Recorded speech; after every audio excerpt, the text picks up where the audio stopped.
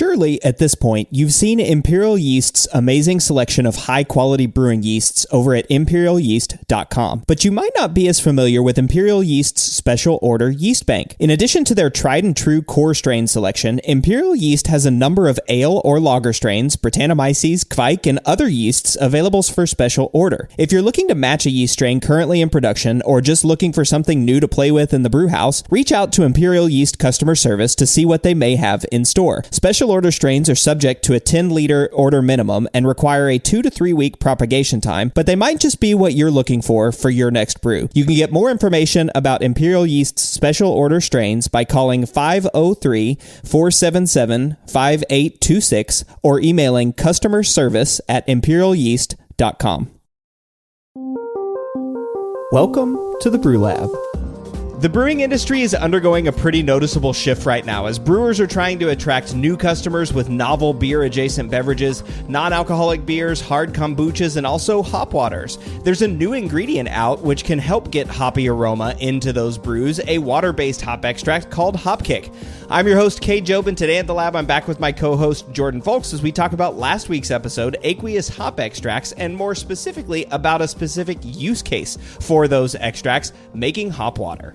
I love hop water. I'm so excited about this product. I really like fizzy water in general, and I love IPAs. I love beer. So it's really the best of both worlds without the calories and without the alcohol to slow me down. So as we'll talk about in today's episode, it's actually not as cut and dry and as quick and easy as one might think it is. And so super stoked for this new product. It sounds like this could really expedite the process. Yeah, exactly. I'm excited to do it too. I am not as big of a fan of hop waters as you are, but we'll get into that in the episode. But for sure, it seems like this could be a really cool product for hop water and for some of those other beverages like hard kombuchas, non-alcoholic beers. And of course, we did tease euphorics too. So we're going to have to talk about euphorics whenever that comes up.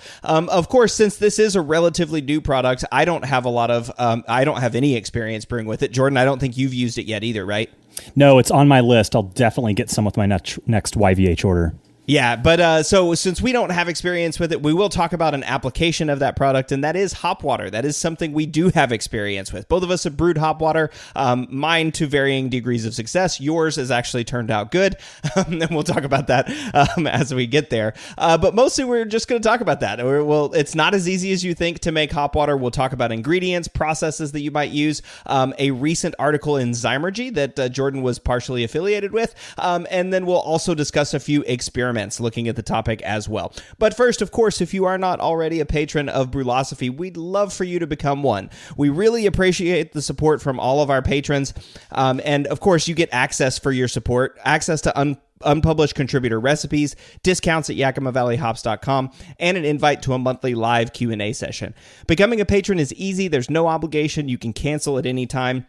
But if you're out there listening to this show and consuming all of the other free content that's available to you through Brülosophy, I really hope you'll consider becoming a patron. And of course, there are the monthly Q&A sessions, and as you become a patron at that $3 a month contribution level, you get access to all of our past guests as well. So that's an awesome benefit as well. All of this comes to you for free, and we couldn't do it without the supporters of our patrons. So please head over to patreon.com/Brülosophy to sign up. Another great way to support us is by using those links at brülosophy.com/support. There are affiliates that give us a small kickback if you purchase from their site using one of our links. It doesn't change any part of your shopping experience, but it does help us out a little bit. So head over to brülosophy.com/support to check it out.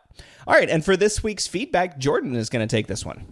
All right, so Adam writes in and he asks me, I had a quick question about dry hopping. In the past, when I've dry hopped hazy IPAs, it's been an absolute nightmare transferring to my keg. I use a Spike Flex Plus fermenter, which I love, by the way, but every time I do a close transfer with any hot material, it gets clogged at the quick connect of the keg. I've tried cold crashing, etc. without success and have not been able to avoid this problem. Most of the time, I have to remove the quick connect multiple times to clean it. Sometimes I end up having to open my purge keg and free transfer with the quick connect removed, which is an oxidation nightmare. Like you, I find that using canisters reduces hop aroma. I also worry that these canisters unnecessarily introduce more oxygen into the fermenter than just spilling in free pellets. I've thought about using a small inline beer filter purged with Star Sand for these kinds of beers to keep the hops from clogging up my system, and wondered if you had any thoughts or experiences using them. Any other ideas would be appreciated. Thank you. All right, Adam. So this is a great question, and I totally agree. This sounds super frustrating. I'm not personally experienced with this particular fermenter, but when looking at the product website, it looks like the racking arm does not have a filter or a optional filter attachment. So I think that's going to make closed transfers of dry hopped beers difficult, like you've experienced with this particular fermenter. Ultimately, I think you need a way to introduce a beer out filter for the system to work, unless crashing and maybe dumping the cone sufficiently clears the fermenter of the dry hop load. But my guess is either that doesn't work either, or there's too much beer loss to justify it. And it doesn't look like there's a way to integrate a floating dip tube with a filter in the Flex Plus, which would be another workaround, and that's really similar to what I use in my fermentation kegs. So looking at the filter that you included in your email, I have used that. I think they're called bounce filters. I do not like them. Even with Santa purging it, I always feared it was excessively picking up oxygen. It would also quickly clog, so it's pretty much rendered useless with dry hop loads, and it's just incredibly frustrating to use. I haven't used mine in years. It's just collecting dust on the shelf, and I think there's probably a reason why they never really took off and are no longer popular devices with homebrewers. So given all of this, I think your best bet is to dry hop in an intermediate keg with a filtered floating dip tube like I've described elsewhere on this podcast, and after that, crash chill it, cold transfer into a clean serving keg, and I think that can get you where you need to go. Unfortunately, I don't think that staying in the Flex Plus is going to be a good system for you for these heavy dry hop loads. Cade, what do you think? Yeah, I think you hit it all right there. The only other thing I could add to it is try some of these hop products. Since we're talking about a hop extract today, maybe something like Spectrum or something, or this new hop kick or Euphorics or something like that. The one thing that you did say though, that I think is a good idea. Does that Spike Flex have? I think it does. Does it have a port at the bottom that you can dry hop, or that you can dump the cone out of? I don't actually remember. I was trying to see if I could find a picture of it. I believe it does have a conical dump port, but my buddies that have those, they've told me it's just like they're just blasting, good beer out along with it. And at the 5-gallon scale, it's just like it's really difficult to dump a dry hop load without just losing a ton of beer. And so that would be my concern. But I don't have a conical with a dump port, so I don't know personally. Yeah, that makes sense. The only other thing I could think of is if it does have that dump port, just dump out just the plug, right? Dump out the dry hop plug and then let it sit for another couple of days and then dump out that dry hop plug again, because stuff will continue to settle out as it sits in there. Also, if with the Spike Flex, if you're able to get down to cold temperatures, you could just try to dump the yeast or just crash everything down to 0 and leave it for I wouldn't leave it for more than a few weeks or something like that, but you could crash it for a couple weeks and maybe get it pretty clear such that it's above that racking arm. That's the only thing I can think of, but otherwise I think you hit it all. Thanks again for Adam for writing in that feedback request to Jordan. So we'll be right back after this short break talking about how to make hop water.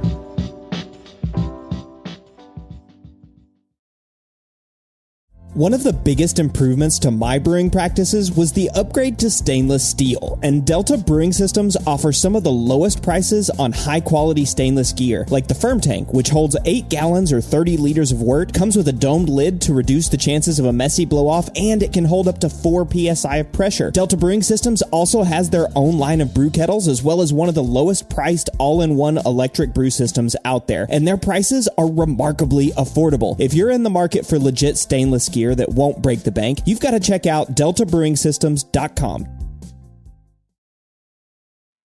The mighty and resilient Merrimack River, carving through the communities of our great region. My name is Linda Lorden, proud president of Merrimack County Savings Bank, and like the river that serves as our namesake, we're a constant yet ever-changing presence. Because to us, it's bigger than banking. It's about powering communities and putting people first. It's about knowing where you came from and where you're going. That's Merrimack style. Visit us at themerrimack.com.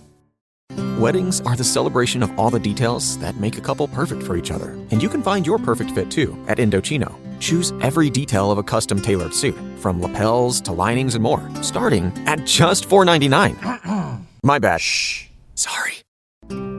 Find the suit that's perfect for you Go to Indochino.com and use code PODCAST for 10% off any purchase of $3.99 or more. That's 10% off $3.99 or more at INDOCHINO.com. Code PODCAST.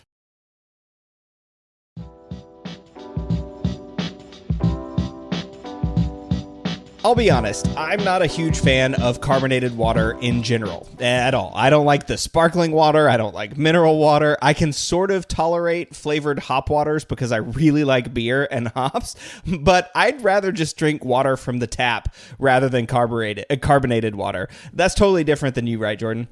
Yeah, I'm enjoying a ruby red grapefruit seltzer right now, and I really enjoy making a homemade sparkling water as well. I admit that I haven't done it in a while, and I'm like, God, I get another keg of that on. It's so easy. I found a recipe online, maybe even via Mike Tonsmeyer back in the day, of the Perrier water profile, just a little bit of the brewing salts that we have on hand, a little bit of acid. You can even make your own kind of regional water styles at home. It's kind of fun, and it's again a great way to kind of scratch the bubbly itch without the alcohol or the calories. Yeah, that is the key there too, right? Without the alcohol and the calories. I mean, I think that's something that people are increasingly interested in, especially the weeknight drinkers, and also if you're DDing, if you're out with friends and out at a brewery, it's really boring to just be like, no, I'll just have a glass of tap water, right? I'd rather have something like a hop water or a non-alcoholic or something like that. So I can totally get it. But this thing, hop water, it seems like this is sort of a newish thing. I mean, I don't know, Jordan. I only started seeing this like maybe 3, 4, 5 years ago, something like that. I mean, it could just be, again, I don't drink much carbonated water, so I wasn't that exposed to it. But I don't know. This feels like it's a relatively new product, or at least the popularity is new. Yeah, and I apologize to send people to the other podcast, but there was a recent Brülosophy podcast episode where they did talk about the history of hop water, and I think that maybe even they found out that a home brewer invented it. But it is a fairly new invention, and it's definitely a fairly new popular thing. It was kind of esoteric even until recently. Yeah, of course. And I mean, the beer sales and all that being what they are and declining. I mean, and actually I just recently heard this, that everything, that beer sales are flat or even slightly declining, but the worst thing is they're losing market share to like those ready to drink cocktails and spirits, and even other things like hop waters and near beers. Those are also selling and taking up space on shelving, which is super important, right? Grocery store shelving. I've tried some commercially available hop waters, and while I think that they are somewhat refreshing, there's some of them I don't like. I don't know why this is, that I've tried like the hop waters a couple of times and I just get like hop burn out of it. But those aren't what is intended, right? That's not what people are trying to do. Well, like anything in this world, there are good examples and there are bad ones and everything in between. And that's definitely something I've learned, and we'll talk a lot more later in this episode, is there's a pretty big disparity in the quality of hop waters.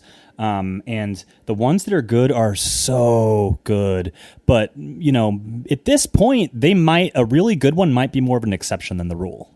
Yeah, and there are things I think that you found in that make a good hop water, and this is a good time to tease that article that was in Zymergy. So your friend Cody Gabbard wrote an article in Zymergy about how to make hop water. And one of the things that you guys did in that article, or that Cody did and you also participated in, was survey a whole bunch of different commercial hop waters. So we'll get there in just a minute. We'll talk about that. And you also got to ask brewers how they made those commercial hop waters. And so there are some things I think that you found in that, and I'm just going to tease that right now because we're going to start where we need to start. All right. If you're going to make hop water, first thing is, what's in it? And it sounds easy, right? It's just hop and water, but it's so much more complicated than that, right? It really is. And maybe it's not just hops and water too. pH is a really important thing. And also your water salt chemistry could be something you might want to pay attention to. Here in Portland, Oregon, where I live and where Cody lives, we have really clean, neutral water. I mean, the total dissolved solids are very low. So we're already kind of starting with a blank slate. But if you live in a place with like really hard water or like crazy dissolved solids, you might want to actually use RO because they say, beer is mostly water. Hop water is really mostly water. And so you need a really pure water source to start with.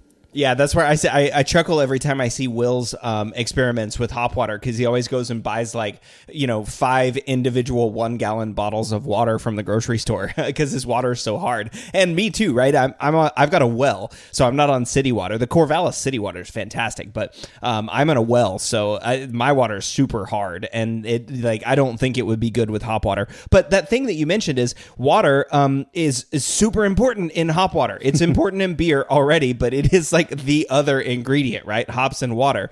And one of those big things that you've seen is pH and acidification. That can play a role. And there's kind of 2 real reasons for that. One is, hey, the pH is an antimicrobial, although there's not a lot in hop water that microbes can use to grow. It's not like beer, right? Beer has a whole bunch of that residual dextrin, that sugar that's available for microbes, and they can use that. So making a non-alcoholic beer, if you've still got sugar in your beer, microbes can use that and they can grow. This is just water and hops already have some antimicrobial capacity themselves. But the big deal here is the taste and the flavor. So I've had some hop waters that didn't have an acidification step to get to the right pH, and they were bland, flabby, tasted hop burny, and they just weren't quenching. They just tasted I dumped some hops in water and basically made a hop tea, but this was not refreshing. And so I find that acidification step is super important. So in making your water ready for hop water, there's some things you have to do. You got to adjust your pH. And so, I've heard things like, oh, you just want to be before that 4.6 or 4.2 threshold for antimicrobial capacity. But no, every hop water that I've tasted that has been better than the others has had a low pH. And I'm thinking, Jordan, I don't know where you're at on your hop waters, but somewhere in this 3.3 to 3.6, 3.7 range, really tart and refreshing. Well, and you say it's really tart, but it's not that perceptibly sour, because you could have a sour beer with a ton of acetic acid or something like that that's only measuring 3.3, and that's going to taste way more sour than a hop water that's just using some simple citric, lactic, or phosphoric acid, perhaps, to reduce that pH. So, yeah, I think that the recommendation that I would probably give at this point is somewhere in the 3.3 to 3.9 range, and I think that based on some of the research that we've done that we'll talk more about today, I'm thinking honestly 3.75 is pretty good sweet spot. Yeah, that sounds right. I mean, again, we're not trying to make beer here, so that 4.2 threshold, there's no alcohol or anything in it. And remember, too, that hops are going to raise your pH. So as you add hops into your hop water, even if you've acidified your water and your water is at, let's say, 3.3, when you add hops in, you're going to see a couple of points of increase. Maybe even as high as 3.6, depending on how many hops you add. But the other thing I think is important, and maybe this is why it doesn't taste as tart, is the acid selection is important. I've tried to make hop water with lactic acid, and that does not taste great. I've never tried it with phosphoric acid. Maybe that would taste great. I don't know. But the one that I see always recommended is citric acid in terms of the acid selection.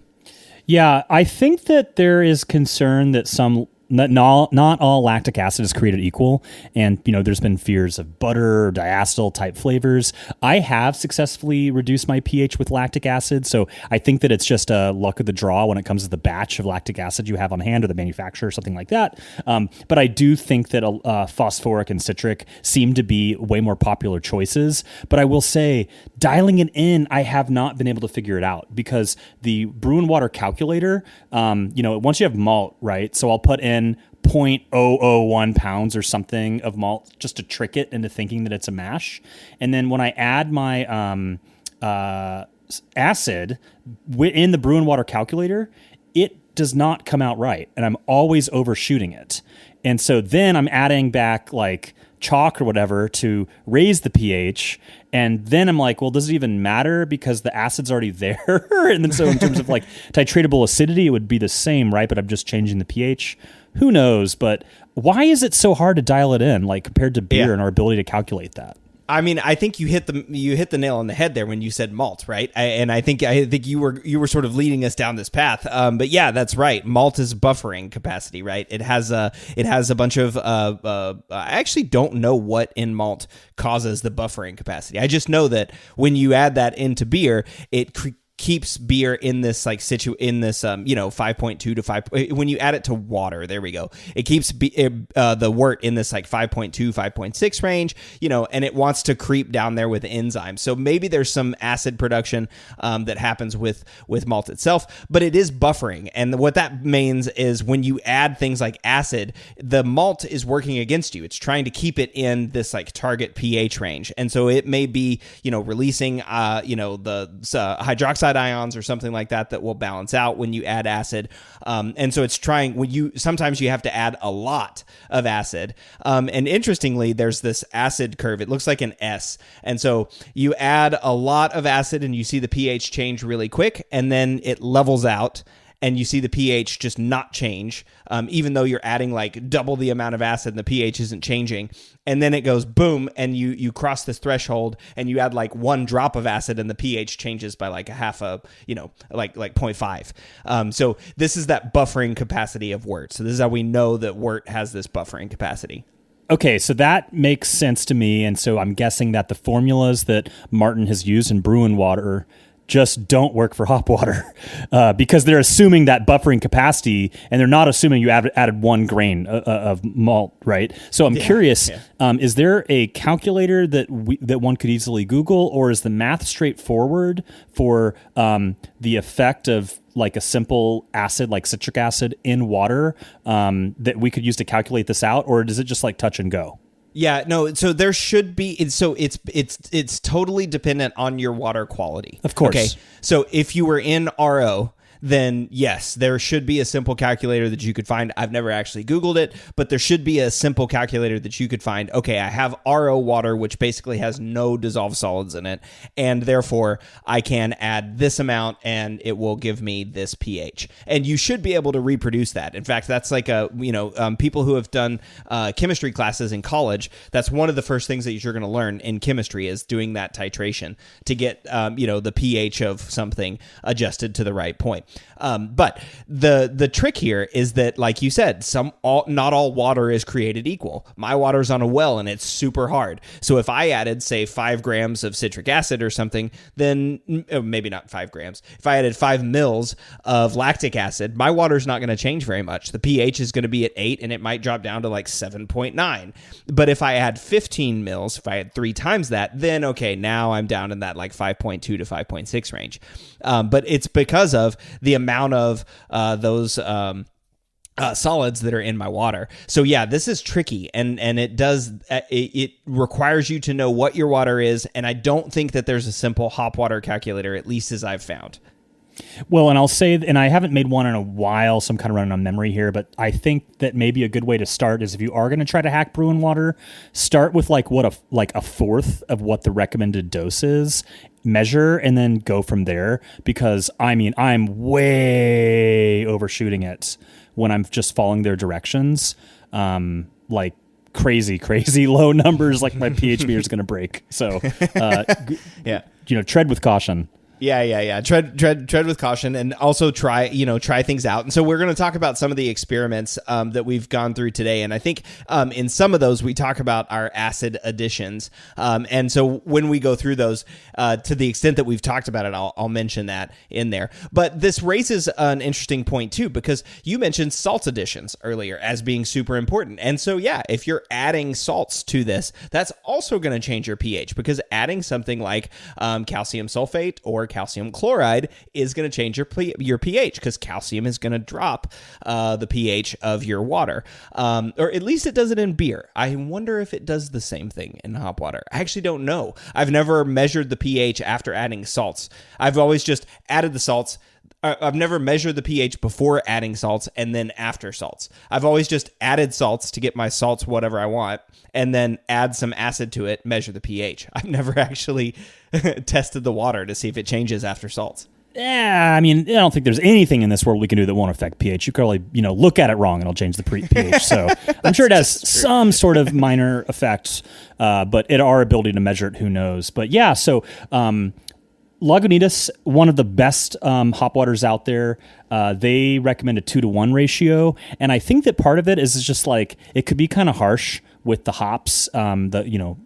We don't want hop burn, of course, but that you just soften up the mouthfeel just a little bit. We're not making this thing a milk stout. It's not super thick and creamy, but it just the theory is that little bit helps just balance it out better. Yeah, exactly. Yeah, so just changing that water profile just a little bit, just like you would do it in beer, should help it out. And actually, Will has done an experiment on this, which was pretty cool. So he looked at the impact of using gypsum as a salt addition to water. So he added 5 grams of gypsum in a 20-liter 5-gallon batch, and nothing in the other one. By the way, this was distilled water, so it had no dissolved solids in it. And if you're interested, the hops mix that he did was Cascade, 75 grams, and Citra, 45 grams. So what? That's like 4 ounces of hops. In a 20-liter 5-gallon batch, and then he stored those for 1 week in the refrigerator. And so the first thing that we saw, if you look at this experiment on the website, there is a color difference. It's pretty clear. The gypsum one is certainly yellower, maybe like with a slightly greenish tinge. The no gypsum one is like water. It just looks like water. And so he served this to tasters, and 16 out of 23 got it correct for a significant p-value of 0.003, which is pretty amazing. So people were actually able to tell a difference when gypsum was added to the water. My favorite thing about this experiment, though, is the preferences. It was literally equally split. It's funny how we see that so frequently. Yeah, right? It is funny how we see that so frequently. So 5 people liked the gypsum batch. 5 people liked the no gypsum batch. 5 people had no preference despite tasting a difference. And 1 person was like, yeah, I just don't taste a difference in these, even though he got it right. Right. So, of 16, you had 1/3 gypsum, 1/3 no gypsum, and 1/3 had no preference between the two. So pretty evenly split. Well, right, and I wish that they had used calcium chloride, because that's kind of working against the rule or the advice we received from Lagunitas. But we were talking about acidification as well, and we did test that. This was Alex, and he was looking at the effect of acidification with citric acid using Motueka and Citra for 12-hour dry hop at 34F or 1C. And he added 5 grams of citric acid in one batch and none in the other. And the final pH was 4.1 with no acid and 3.3 with acid. And so they ultimately were not able to taste a difference. Only 9 of 23 were able to taste the difference. So the majority of tasters could not tell the difference. And that was not significant. And there was no color difference either between those 2 batches. So, I think 4.1 is already kind of low. So I would think that one would think that if the difference was like 7 versus 3.3, people could tell a difference. But at that delta, people couldn't tell. Yeah, I'm wondering. I kind of want to ask Alex where they got their water that made it a 4.1, because I don't think I've ever gotten water that was that low of pH with no acid. That it's usually around, like, mine again is super hard, so mine's usually at like 8.3, 8.4. But that's pretty impressive that they got water that was that low of pH. Maybe it was distilled or something and just didn't have any, or maybe had some calcium in it or something. Who knows? What do you think about the CO2?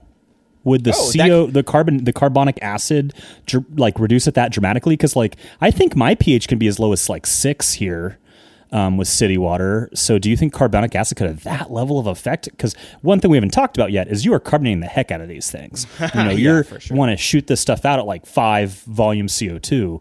I don't know the actual number, but it's as high as you can possibly get it is how carbed you want these things. Yeah, I figured it out while you were talking about carbonation there. And yes, I do think that carbonation could change the pH. It will reduce the pH. But here's what Alex did.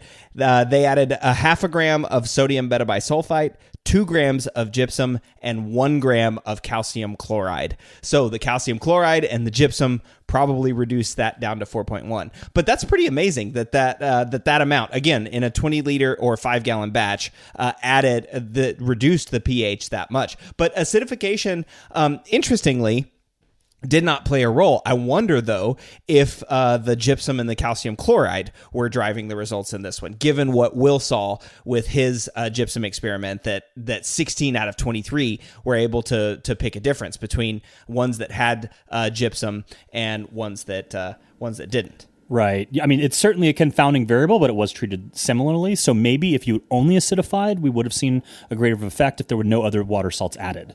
So we've talked a bit about water preparation. We're typically going to reduce the pH. We're probably going to do some sort of minor salt adjustments. I'm looking at something like, 15 parts added or something like that. I'm not adding 100, parts chloride or something like that. And then a really common recommendation is de-aerating the water. So at the homebrew level, that's probably going to mean boiling it. And so just boiling it for 5 or 10 minutes to de-aerate your water. Some people might be actually boiling hops during this time, or maybe adding them after that. So in theory, the boiling process could be part of the water production beyond simply just the de-aeration process. But we really don't want anything to oxidize. And I don't know about you, but I kind of wonder whether it matters. Like, I could see how for hops it matters, but is water going to go stale in a keg under pressure? I could see at a production, facility that there's a safety concern, but at the home level, what do you think? Is de-aerating really that important? You read my mind, because as we were talking about that, I was about to ask you, what did the brewers say when you asked them? Did they say yeah, we use de-aerated water? Because I would think a lot of commercial breweries already have de-aerated water on hand. So if you have it on hand, and that's what they use in most of their cold side processes. So if you have it on hand and you're used to using it, why wouldn't you? That makes a lot of sense to me. But I've heard of people boiling the water, like you said, and I'm sitting here going, really, is there that much that's in the hops that's going to cause the water and the hops themselves to go stale if there's oxygen in there? And maybe there is. Maybe there are some components in the hops that react with oxygen that go stale. But this sounds like a perfect one for the next hop water experiment. Yeah, it really does. And so the process there is you want to boil at a homebrew level. You're just going to boil the water for 5 or 10 minutes, and then you're going to chill it down. And so I think that one thing we should talk about is the various ways in which you could add hops.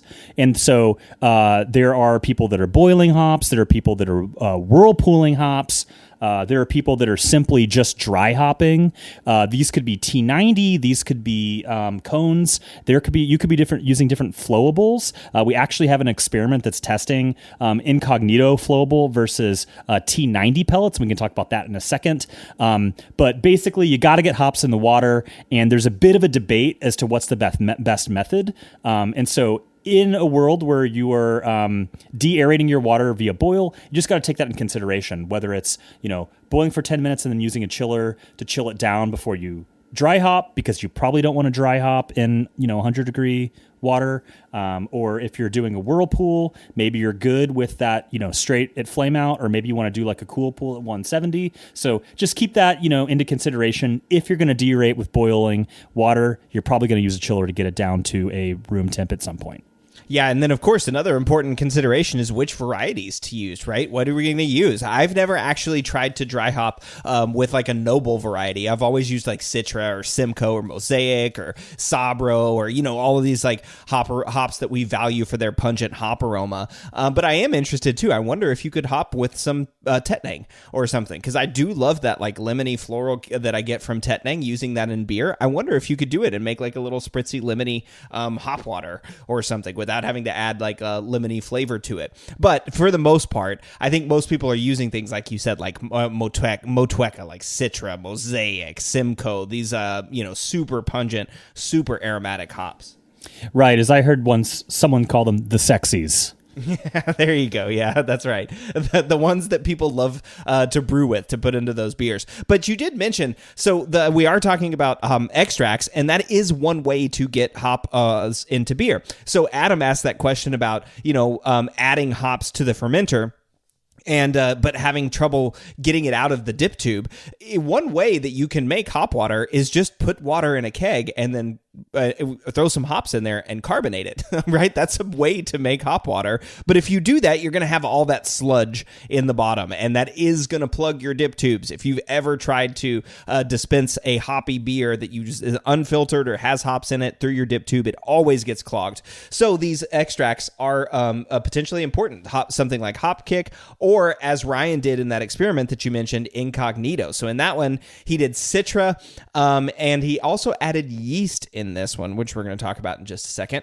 But each of the beers got a 2-ounce dip hop of Citra, and then they got either 2 ounces of Incognito or 4 ounces of Citra in the fermenter. And so that was calculated to make sure that the aroma would be something similar. So again, this one testing the difference between Incognito and T90. Each of them got a dip hop, though, because there was some concern that if you just used the T90, it might have some bitterness in it that the Incognito wouldn't. So they each got a dip hop so that the bitterness wouldn't be necessarily playing a role. So the first thing that we notice again is the distinct color difference in this one. The Incognito is lighter and it's also clearer than the one with Citra hop material, but 6 out of 20 noticed a difference, meaning that there was not a significant tasting difference, at least according to tasters. However, Ryan, the author, got 6 out of 6 in semi-blind triangles, and he said that there was a floral or maybe vegetal or maybe a hop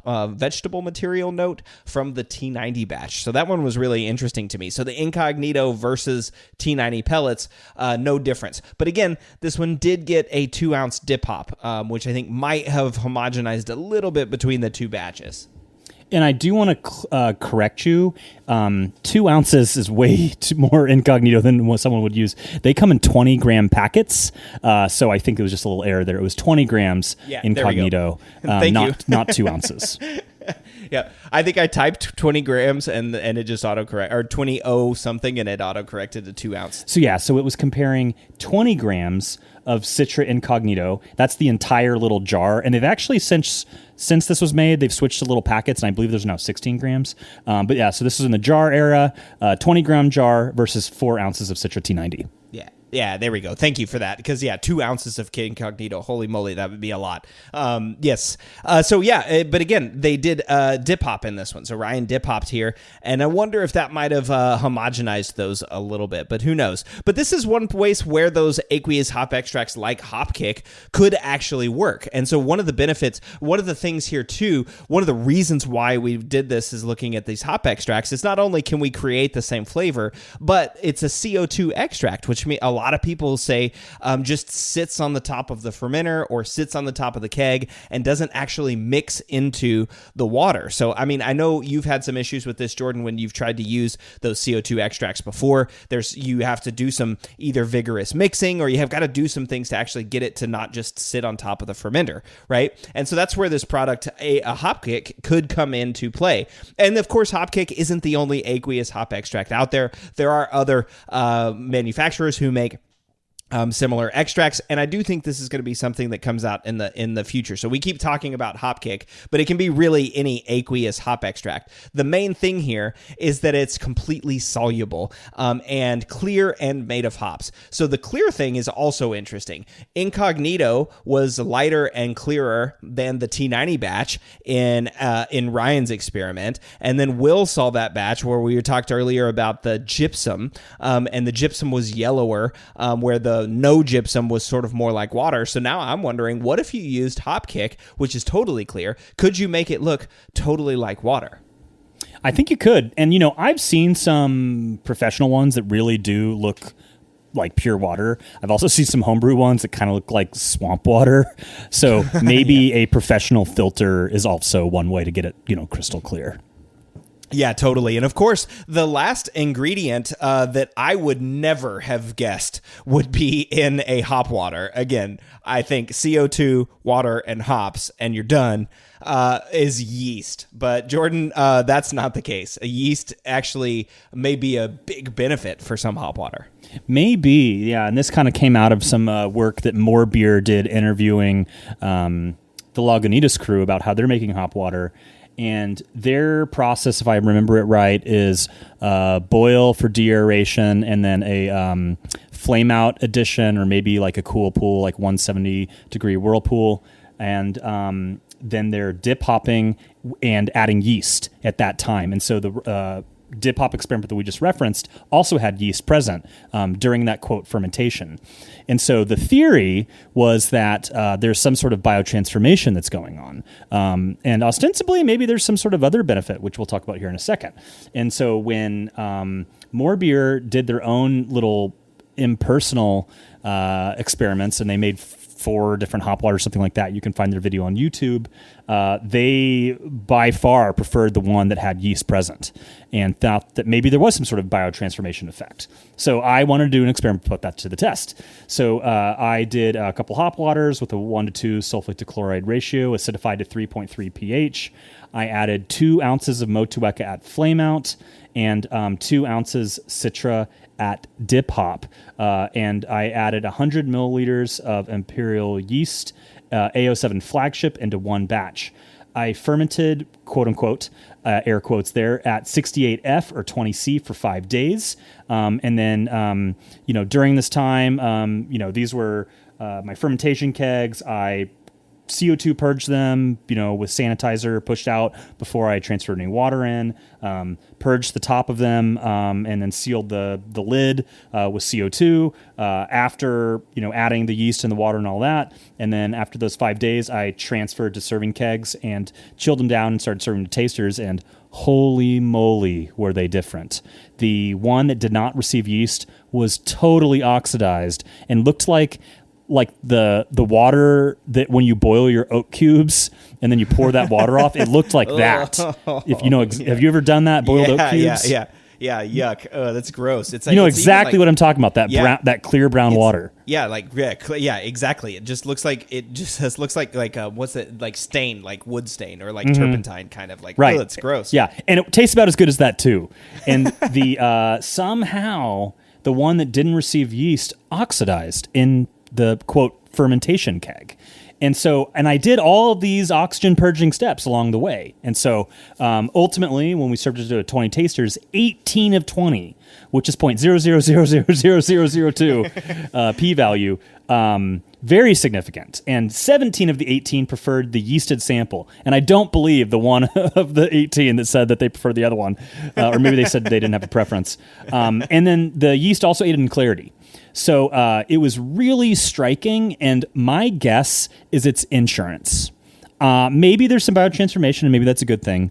But at this point, I'm not convinced you absolutely have to add yeast, but you need to do everything you possibly can to prevent oxygen ingress. And so for that reason, you probably want to have your beers not only purged, etc., prior to putting that water in your, quote, fermentation vessel, but then you want to keep that under CO2 pressure during the dry hop contact time if you're doing a dry hop approach, because clearly there is a risk of oxidation in this product. Mm-hmm. Yeah, well, that's interesting. So maybe that answers some of those questions that we were asking earlier about de-aerated water, right? So that could be one of the reasons that Lagunitas does that. Although I find it really interesting. If they're using de-aerated water and then pitching yeast, how's the yeast surviving? Because the yeast needs oxygen. So that's an interesting question to explore.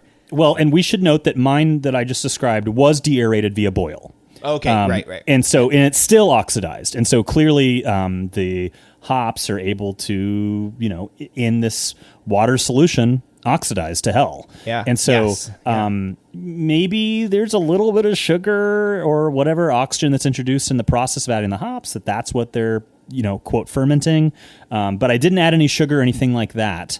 And it made a world of difference. So a bit of insurance at the very least, it seems. Yeah, well, there is a little tiny bit of sugar in hops, and so yeah, maybe that makes sense. Maybe that's just that little bit of extra insurance that's clearing and cleaning things up. And again, you did leave this at basically room temperature for 5 days, so that's another thing too to think about too is contact time and temperature, which we'll talk about after this break. But there are other ingredients that you could add to hop water, like fruit or flavorings, and those are increasingly popular because people seem to like fruity and citrusy and crisp and refreshing hop waters. And that sort of leads us, Jordan, to this article that you helped Cody Gabbard with from Zymergy. And so I want to talk about that. We need to take a quick break, and then we'll come back talking about that Zymergy article, which had a key component was you guys looking at and surveying a whole bunch of different commercial hop waters and then coming up with a way to assess and think about those hop waters. So we'll talk about that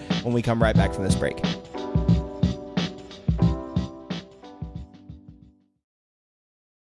We all know that designing recipes is really fun, and doing it well is so much easier with good software. We at Brülosophy recently made the switch to Brewfather, and honestly, y'all, we could not be happier. Brewfather utilizes the latest technology to bring you the most robust cloud-based recipe design software that can be accessed anywhere, on your phone, tablet, desktop, and even offline. It also works seamlessly with numerous third-party devices to make it easier to monitor every step of your brew. I know change can be difficult, but trust me when I say you need to go to brewfather.app today to try it out for yourself. That's brewfather.app.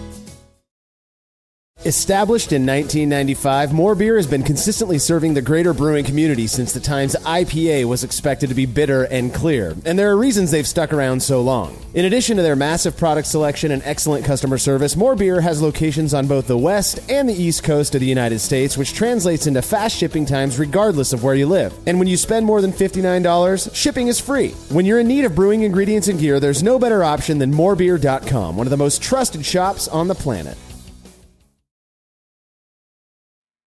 If you're in business, you probably have a website, but can your site handle your growth? How many visitors before your site slows down or crashes? What about storage and data security? From web hosting to virtual servers, Pair Networks provides the online infrastructure you need to start, grow, and flourish. When it comes to security and updates, don't worry, we've got you covered. Our 24/7 US-based customer support is the best in the industry. No frustrating chatbots or sitting on hold for hours. Check out pair.com today to learn more. That's PAIR.com.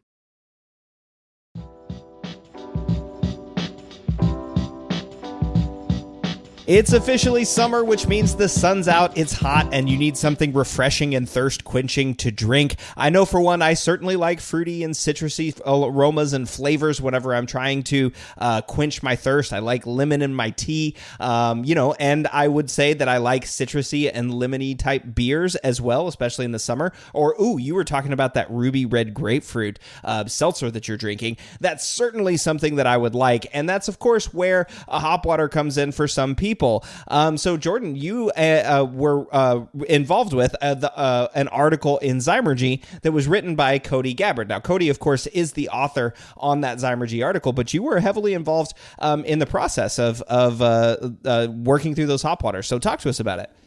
Yeah, so Cody and I devised this idea that we would pitch Zymergy for an article where we would round up a bunch of hop waters, we would develop some sort of rubric to measure them against, and then we would reach out to the brewers to learn their processes and see if we could try to correlate processes with great tasting hop waters. And so ultimately, Cody did the lion's share of the work, gathered all the beers, he did all the writing, he developed the scoring system, etc. He's like a BJCP national whatever, so he knows what he's doing. So I did contribute and I did help out, but I let him take all the writing credits because he really did the bulk of the work here. So he gathered up a whole bunch of hop waters, and we had like the obvious ones like Lagunitas, Sierra Nevada, some really random local ones. We had some fruited ones. We had some hop teas. I think that ultimately what he put through in the article, we actually did a few iterations as well. And I think what he put through in the article was like a more concise bunch. And there were some real stinkers that I don't think we even included in the write-up because they were so bad. And I will say that you mentioned at the last end there, fruit and flavorings. And for me personally, that's one thing that I really walked away from this experience is I kind of want hop water to taste like hop water. And we talked about this in the judging process, right? Like, well, if it tastes really great, but it doesn't taste like hops, where does that land in our judging spectrum, right?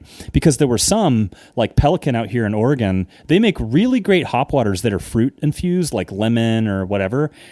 I don't really get a lot of hops in those. Have you tried those yet? The Pelican ones? No, I have not tried the Pelican ones. I wish that I had had more experience with hop water for this episode, but I'm also really glad that I haven't tried those ones because I really am not a huge fan of hop water.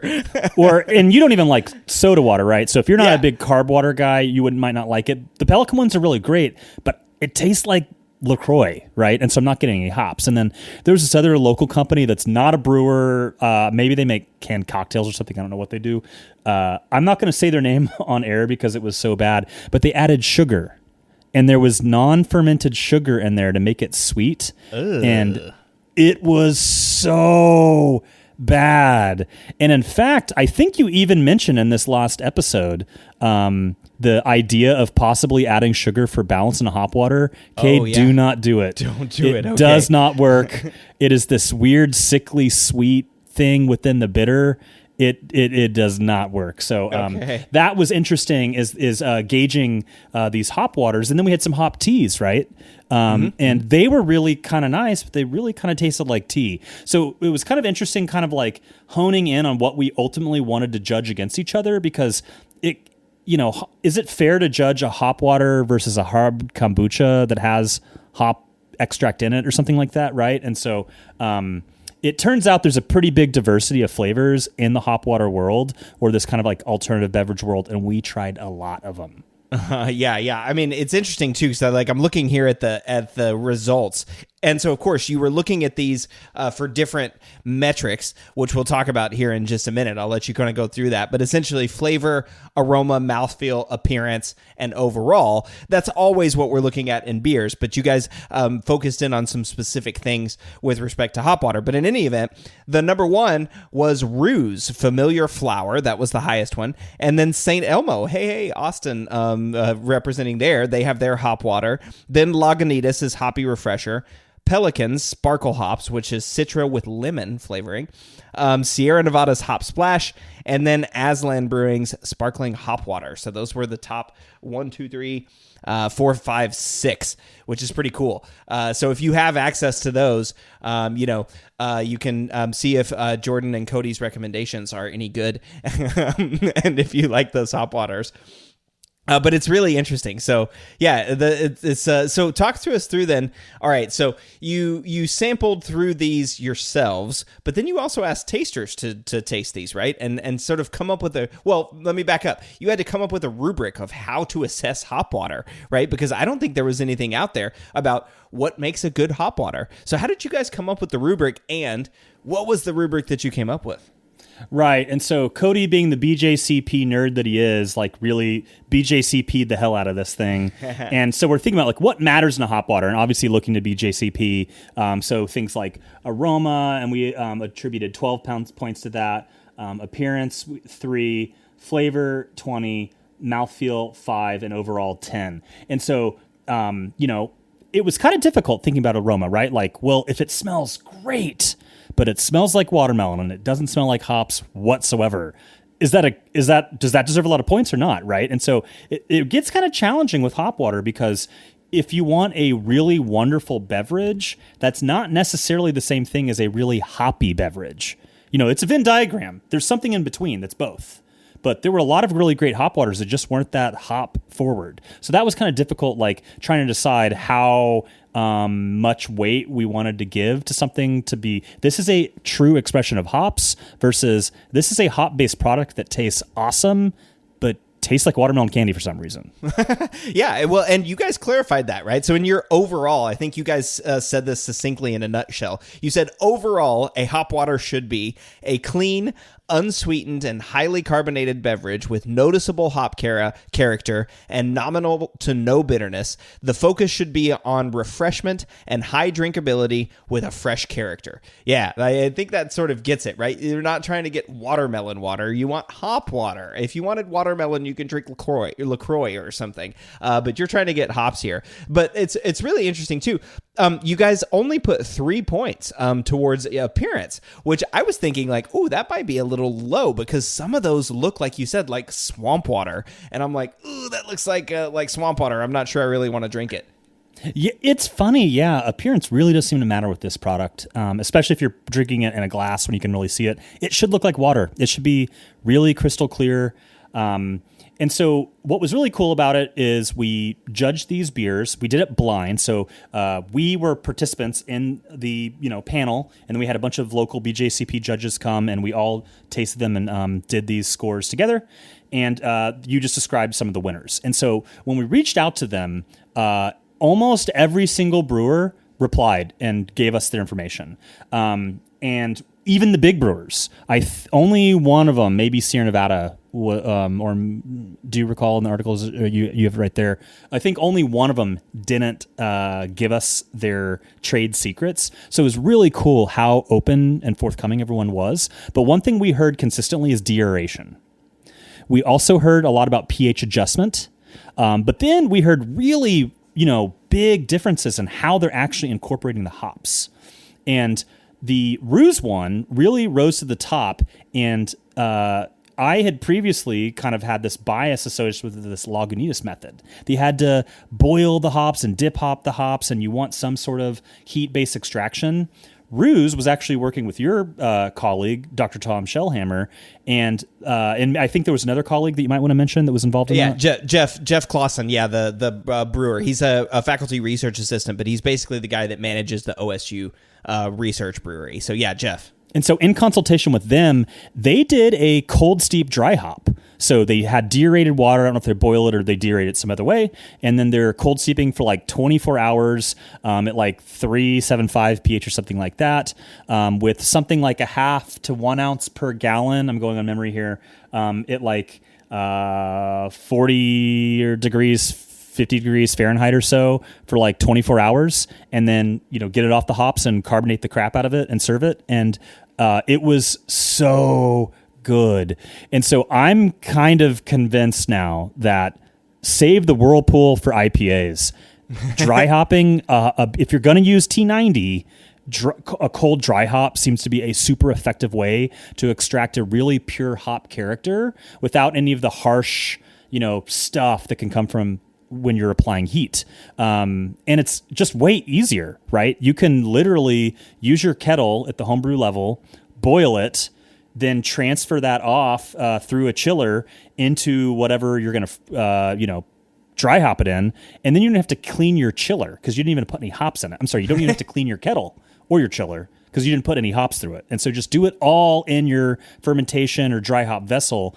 And it's really easy. And so, then you add something like Hop Kick, and you don't even have to worry about getting the beer getting the water off the vegetal matter, right? You can just go straight into your serving keg. So that takes even one less step. So super excited about these kind of like low touch, quick ways, because we did the tests and blind, it was our favorite.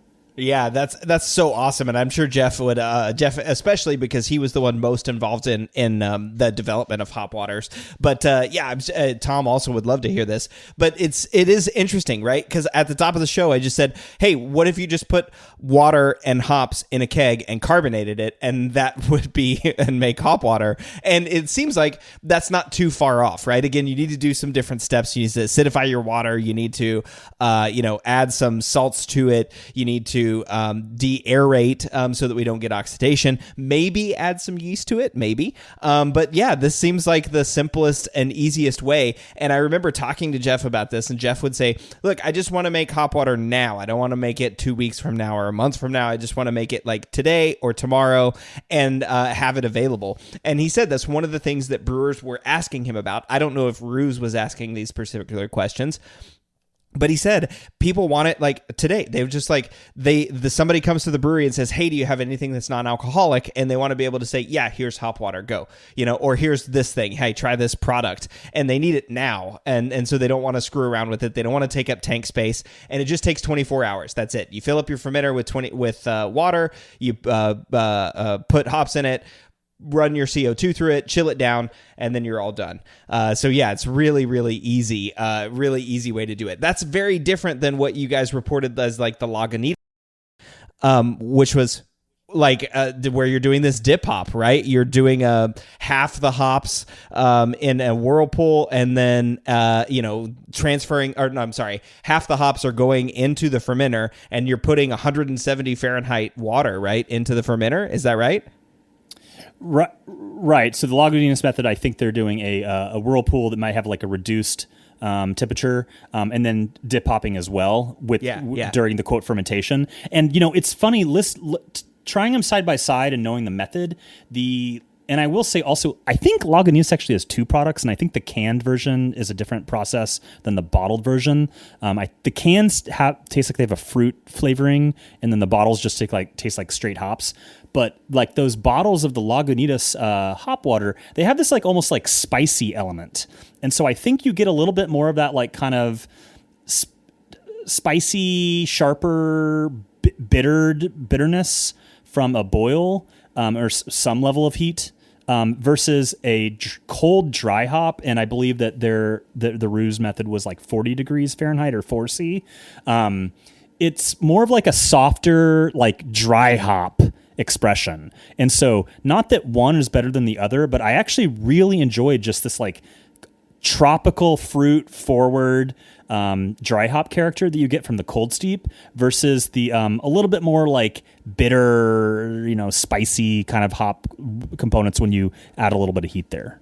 Yeah, right. And that makes a lot of sense. Hops are still going to isomerize some of those alpha acids, even at 170 Fahrenheit. So you're going to get some bitterness. And there are, if we remember, there are ABC, auxiliary bittering compounds in hops. So doing it and even putting it at even a slightly higher temperature could result in some of these bittering components making it into the beer. So yeah, the Lagunitas method is like half the hops in a whirlpool, half the hops dip hopped. But then Aslan, which was also on the list of the top ones, they just whirlpool the whole slurry. So they put all the hops in at the whirlpool. So lots of different ways to look at this. And of course, Alex at Brülosophy did an experiment on this. And so they were checking fermentation temperature when using yeast. So they did Amarillo 1 ounce or 28 grams and Citra 1 ounce or 28 grams, 1 pouch of imperial yeast in each batch. One was fermented at 72 Fahrenheit, 22 Celsius, and the other was fermented at 110 Fahrenheit, 43 Celsius for 4 days. So yeah, checking the fermentation temperature here, and 18 out of 23 testers got it correct. So again, a p-value of 0.000013. Super significant. Well, not like you can do that with statistics, but in any event, this one was a fermentation temperature played a really big role here for tasters. And you failed to mention the yeast strain. That was a Kavik strain, hence the 110. yeah, Capri. Yeah, it was their hybrid strain, Capri. So it's the Kavik hybrid that can be fermented both at room temperature and also at higher temperature. So yeah, that was not a crazy temperature to ferment this strain at. I think you say 110 or 43 Celsius, and people go like, "What? You fermented at that temperature?" But yeah, no way. Right. And what was also interesting was that there was an obvious color difference when fermented warm, with the worm fermented being lightly beer colored. Mm-hmm.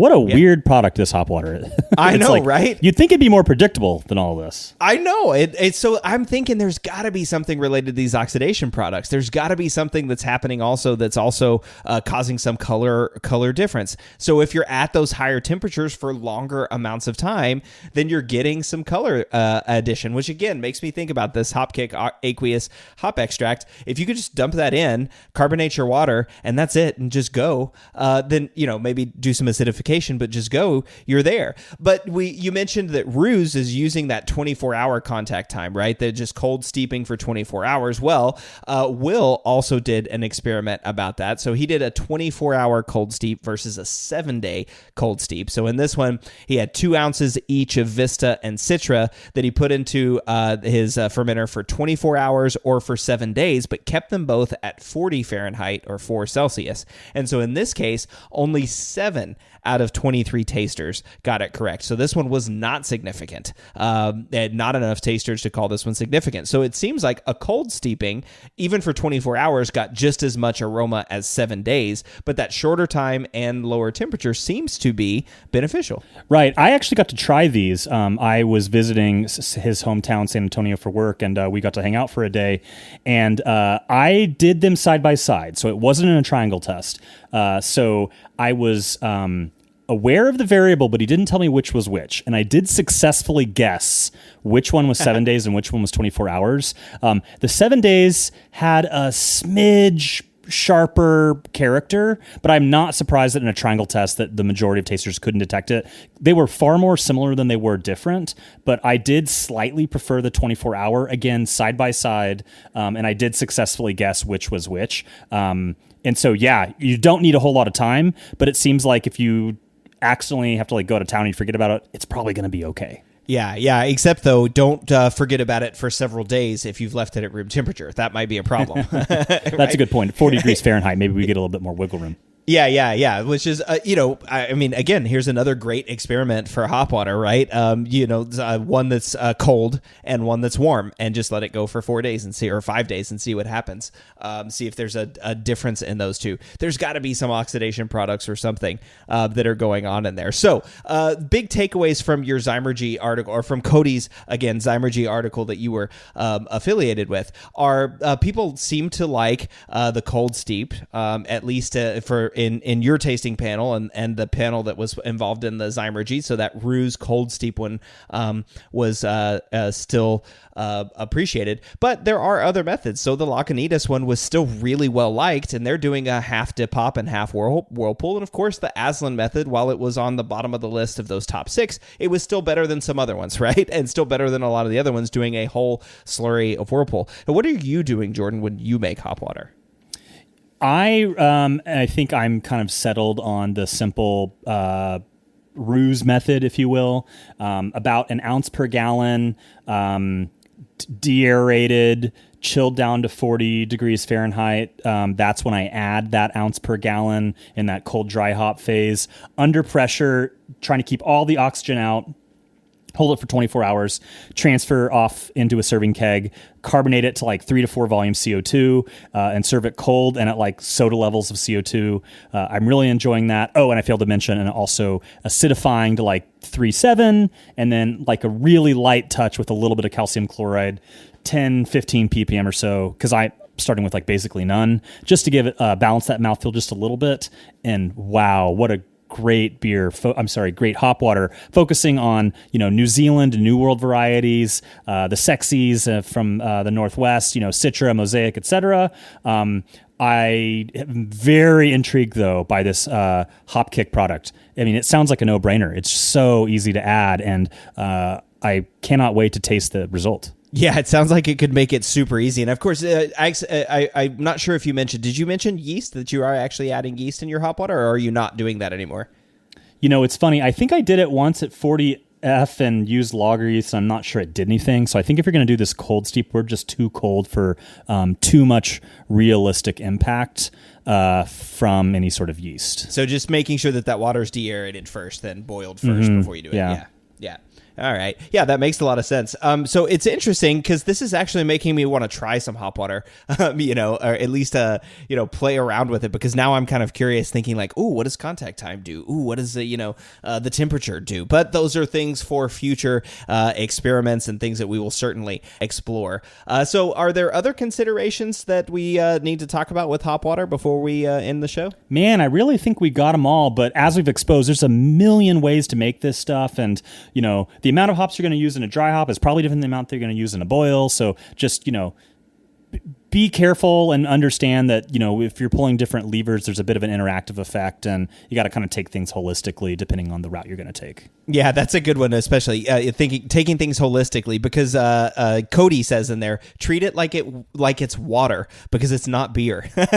And I think that's a good way to think about it, right? Treat it like it's water, not beer. So don't think about it the same way that you would think about beer. Treat it holistically in that way. Okay, cool. Well, we'll also put a link in the show notes to that article in Zymergy. So this is the March-April 2024 issue of Zymergy, again with the link in the show notes. And Jordan and I will be back in 2 weeks with our next Applying the Science episode, so we'll see y'all then. The Brew Lab is a production of Brülosophy, where they who drink beer think beer. Don't forget to visit Brülosophy.com to read about our weekly experiments and other brewing adventures, and listen to us talk about it on our other show, the Brülosophy Podcast. Thanks to all of our sponsors and patrons that help make this show possible.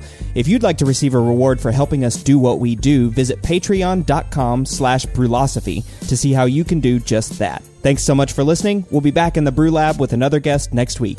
Until then, think beer.